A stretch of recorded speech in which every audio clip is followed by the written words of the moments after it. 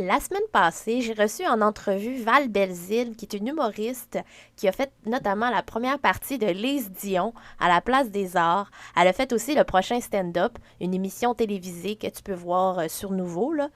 Avec Val Belzile, on a parlé notamment des années de la Révolution tranquille. On a parlé de drag queen, on a parlé des boîtes à chansons. Donc, si tu l'as pas écouté, je t'invite à l'écouter. C'est vraiment le fun. On fait comme un bond à l'arrière. Et moi, aujourd'hui, j'ai envie de te parler de l'histoire de l'improvisation. Je trouve que l'improvisation, ça a tellement à gagner dans ta vie sur ce que tu peux apprendre parce que, tu sais, quand il y a des événements dans ta vie qui arrivent, puis là, tu sais pas comment réagir, ben si, exemple, tu as fait de l'impro, on dirait que tu es plus résilient, tu acceptes mieux les événements qui arrivent devant toi. Ça t'aide tellement à améliorer tes habiletés sociales, ce travail, l'écoute, l'attention, la spontanéité. Et pour ça qu'aujourd'hui, moi, je veux te parler de l'histoire de l'improvisation au Québec. Je m'appelle Coralie Dubois et bienvenue à mon podcast Un bon moment. En tant qu'enseignante d'art dramatique, moi, j'ai toujours aimé parler d'improvisation parce que je trouve que c'est là qu'on peut vraiment se laisser aller. Les jeunes dans les écoles, quand je parle d'impro, ben, ils aiment tellement ça parce qu'ils peuvent se laisser aller, ils peuvent dire ce qu'ils pensent, il n'y a pas de censure, le monde ne les juge pas. Tout le monde sait que l'improvisation, c'est pas quelque chose de facile. Surtout présenté en public, on a beaucoup d'empathie, même du respect pour ces gens-là. Puis en plus, sans le savoir, ils sont drôles. Puis c'est ça qui est beau dans ce métier-là. Avant que je commence à t'expliquer c'est quoi l'histoire de l'improvisation, ben je vais t'expliquer c'est quoi. Le théâtre d'improvisation, souvent appelé aussi l'improvisation théâtrale, c'est une forme de théâtre dans laquelle on improvise. C'est-à-dire qu'on joue plusieurs scènes non répétées avant. Donc, l'improvisation, c'est vraiment où que tu es laissé à toi-même, tu ne sais pas d'avance qu'est-ce qui va se passer, tu improvises sur le moment en fonction des contraintes qu'on te donne, en fonction des personnages que tu vois ou que tu incarnes, en fonction de la situation. En général, ils reçoivent un thème ou une suggestion du public. Un des thèmes qu'on peut donner, ça peut être en lien avec un lieu, une relation, une profession. Ça peut être une situation délicate ou un sentiment. Donc, ça peut être, par exemple, le thème, c'est la ronde. Et là, le sentiment, ce serait la peur. Et là, chacun des joueurs présenterait en fonction de ce thème-là. Donc, c'est vraiment important de respecter le thème pour éviter d'être pénalisé par l'arbitre. Ces suggestions-là, c'est le fun parce que c'est des déclencheurs qui font en sorte que ça crée souvent des belles histoires. Et ces histoires-là, très souvent en improvisation, sont pas écrites d'avance, mais sont surtout créées sur le moment. Et ce qui est plaisant, c'est qu'une histoire se développe à partir de la spontanéité, de l'inspiration mutuelle qu'il y a entre les joueurs qui improvisent sur la scène. Donc, la vie quotidienne devient littéralement une scène. Ton cerveau dans ta tête est à off, là. Puis là, c'est juste ton côté du cœur, ton cerveau créatif, il travaille, mais vraiment beaucoup. Maintenant que je t'ai expliqué un peu c'est quoi l'improvisation, ben là, je t'explique un peu l'histoire. En 1974, on commence à faire au Québec du théâtre expérimental. On commence à essayer des nouvelles affaires au théâtre. Les années 70, c'est souvent les années après la Révolution tranquille, qui était dans les années 1960. Donc, il y a eu un vent de changement, il y a eu des nouvelles lois qui se sont créées. Et là, on est vraiment plus dans les nouvelles choses. On essaie de développer des nouvelles manières de penser. On a des nouvelles valeurs qui arrivent. Et là, en 1977, il y a la création de la Ligue nationale de l'improvisation qui a été fondée par Robert Gravel et Yvon Leduc. Le rêve de Gravel, c'était de mélanger le jeu de société et le hockey. Il s'imagine un jeu de société humain où qu'on pourrait trouver des règles, trouver des contraintes, tout en s'amusant. Donc, c'est vraiment l'idée du ludique, de la spontanéité que Robert Gravel fait part à son ami. Et ensemble, ils ont créé la Ligue nationale d'improvisation en 1977. Ces années-là, c'était dans les mêmes années que Michel Tremblay arrivait avec sa pièce de théâtre Les Belles-Sœurs. C'est en même temps aussi que Charles Bois et Deschamps créaient ensemble l'Hostie de Show, que j'en parle dans une de mes chroniques qui parle de l'histoire de l'humour au Québec. Au début, Robert Gravel ne s'attendait pas à ce que ça fonctionne autant, là, la LNI, la Ligue nationale d'improvisation. Quand il a vu que ça fonctionnait et que les premières soirées de présentation, il y avait toujours du monde, ça riait, ça participait, les comédiens avaient du plaisir. Yvon Ponton a été le premier arbitre de la LNI. Au début, quand Robert Gravel il a parlé de cette idée-là à Yvon Leduc, il s'est dit, bon, il faut que je trouve des comédiens. Et là, il en a parlé alentour de lui. Et là, ça a été un peu dur pour les comédiens d'entrer dans ce jeu-là parce que les règles n'étaient pas encore assez bien décrites, ils n'étaient pas assez claires pour eux. La répétition durant la générale ne s'est vraiment pas bien passée pour la LNI. C'était une catastrophe parce que le monde riait, puis souvent, les comédiens ne s'attendaient pas à avoir un rire. Fait qu'ils étaient comme déstabilisés, puis ne savaient pas comment réagir à ça. Et souvent, les comédiens, quand ils arrivaient pour faire une action, ben, ils se trompaient dans leurs paroles, dans leurs mots, dans les gestes, et ça créait souvent des rires, puis là, à ce moment-là, ils ne savaient pas comment réagir. Finalement, la première soirée est tellement un grand succès que les prochaines représentations, il y a tout le temps une foule, il y a tout le temps du monde.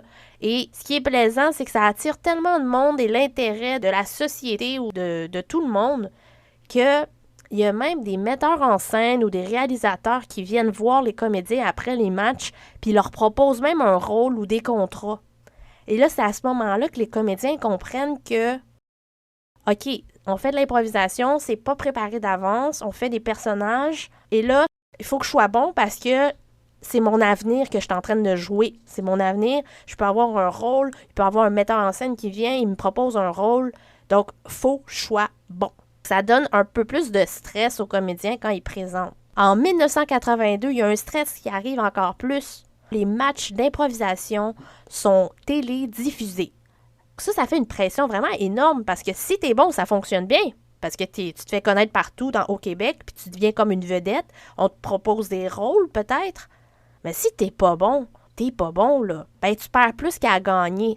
En 1982, on télédiffuse les matchs d'improvisation. Et là, on invite Michel Rivard, qui fait un beau discours d'entrée. Et là, il termine en disant « Les jeunes, lâchez la drogue et improvisez. » Ça, c'est des paroles toutes simples, mais ils ont eu un grand impact à la télé auprès des jeunes parce que le lendemain, ils ont reçu un paquet de téléphones d'écoles partout au Québec pour monter plusieurs ligues d'impro parce que les jeunes se sont dit « Hey, nous aussi, on veut avoir les règles, nous aussi, on veut apprendre à faire de l'improvisation. » En 1981, Yvon Leduc organise la première tournée française de la LNI. Leur équipe vont en France pour expliquer qu'est-ce que c'est l'improvisation théâtrale et comment on peut créer la nôtre. Donc, plusieurs activités ou ateliers sont créés ou présentés. Et là, au début, les Français, ils comprennent pas trop c'est quoi ça, c'est quoi ce jeu-là. Ça ressemble un peu au foot, mais c'est pas du foot.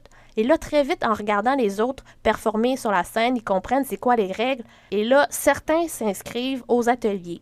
C'est là que les Français ils ont vu des opportunités, surtout les acteurs, les opportunités de retravailler des personnages, de travailler certains rôles, qui est une compétence très louangée par les réalisateurs. Ce qui fait en sorte que la France se crée sa propre équipe d'improvisation. On a maintenant ensuite la Belgique qui suit. On a aussi des équipes de Suisse qui inscrivent aussi leur équipe. Et là, ce qui est le fun, c'est que là, en 1985, il y a le premier mondial d'improvisation qui est mis sur pied par le théâtre de la LNI. Donc, il y a des personnes de France, de Suisse qui viennent, exemple, au Québec avec leur équipe pour affronter l'équipe de Montréal, l'équipe du Québec de la LNI.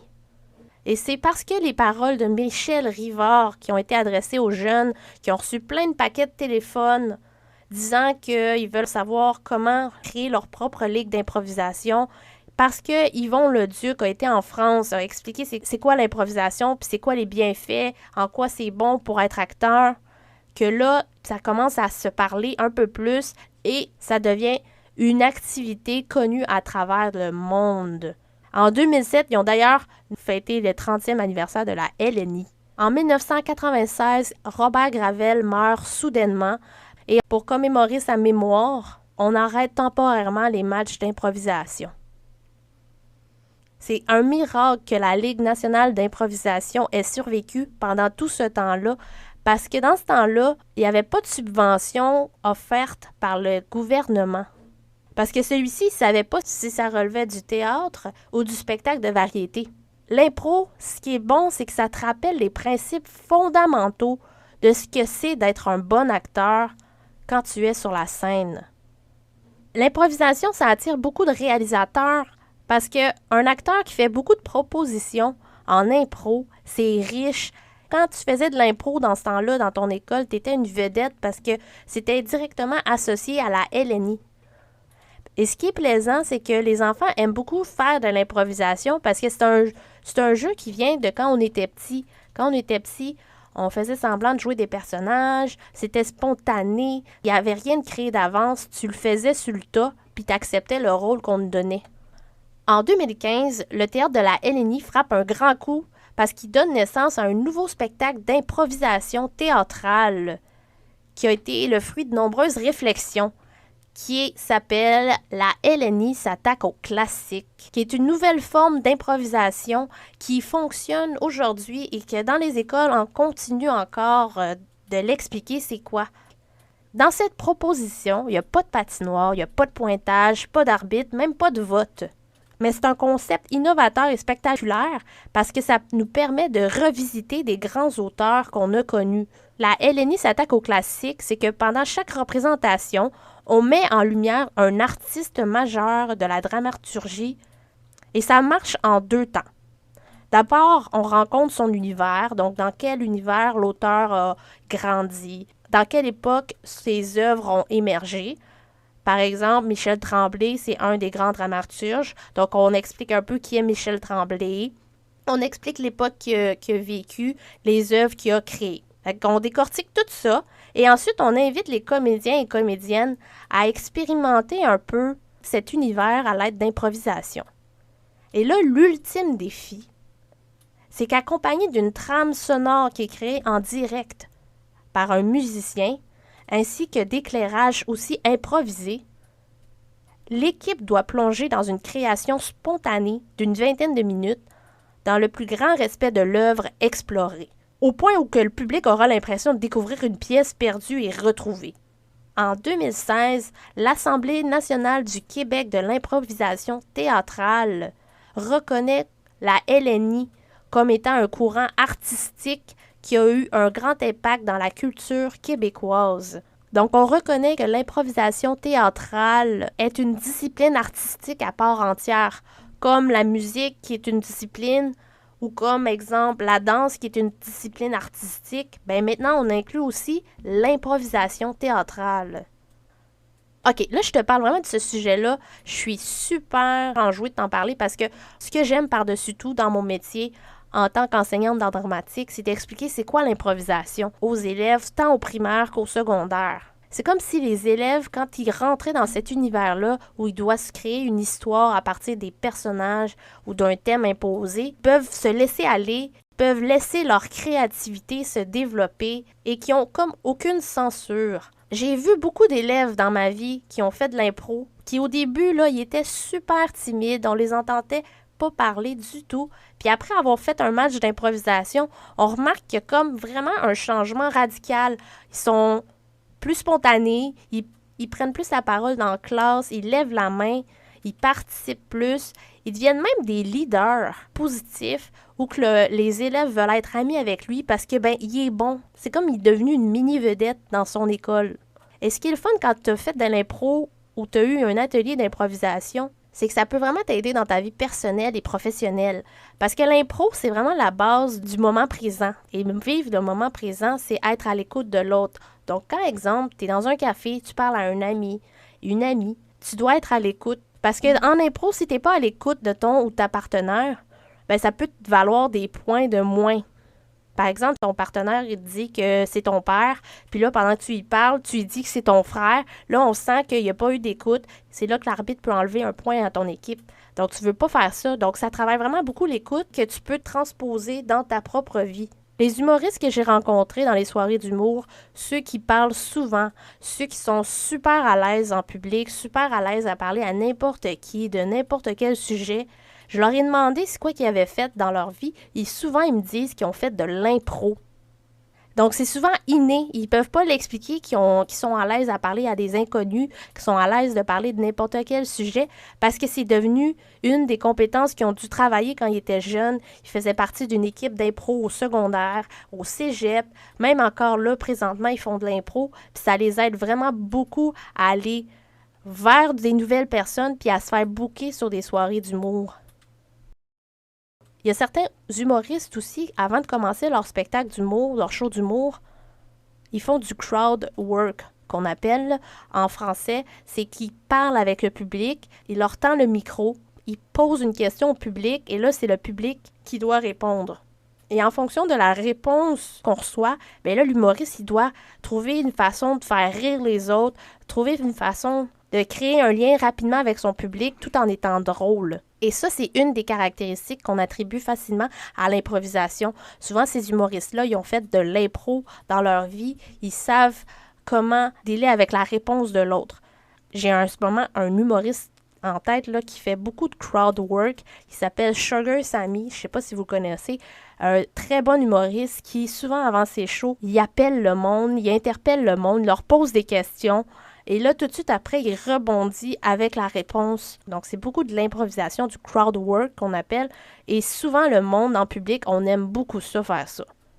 OK, là, je t'ai parlé vraiment beaucoup d'improvisation. Je t'ai parlé de l'histoire de l'impro au Québec. Je t'ai parlé en quoi l'impro, ça peut t'aider dans ta vie personnelle, dans tes habiletés sociales, comment ça peut les améliorer. Mais il y a une raison là-dessous. C'est que moi, ma prochaine invitée, elle fait partie d'une ligue d'improvisation. Ça s'appelle La Limonade. Et je l'ai invitée en entrevue parce que je l'ai rencontrée dans une soirée d'humour et je trouvais qu'un de ces personnages qu'elle a créé, c'était vraiment impressionnant. Ça sortait hors d'un stand-up traditionnel où que c'est un punch, un rire. C'était vraiment un personnage qu'il faut rentrer dans son univers. C'était limite comme un sketch. Et là, je l'ai invitée chez moi à faire une entrevue, puis elle a accepté. On a tellement ri, on a tellement partagé des belles affaires ensemble. Et c'est pour ça que je veux que tu l'écoutes, mon prochain épisode. Je vais le publier la semaine prochaine, mercredi. Ça va être disponible sur Spotify, YouTube. Tu vas pouvoir l'entendre, qui est vraiment super. Elle s'appelle Raphaël Bolduc. Et c'est tout pour ma chronique d'aujourd'hui. J'espère que tu as été capable de toffer jusqu'à la fin. L'improvisation, c'est un sujet qu'on connaît tous, mais qu'on connaît pas en même temps. J'espère que j'ai été capable de te transmettre ma passion sur ce sujet-là. Donc, je te souhaite bonne journée. Merci encore d'être présent, de m'écouter. C'est toujours apprécié de savoir que même si tu parles tout seul dans ton sous-sol, il y a au moins quelqu'un là-dedans qui t'écoute. Je m'appelle Coralie Dubo. À bientôt!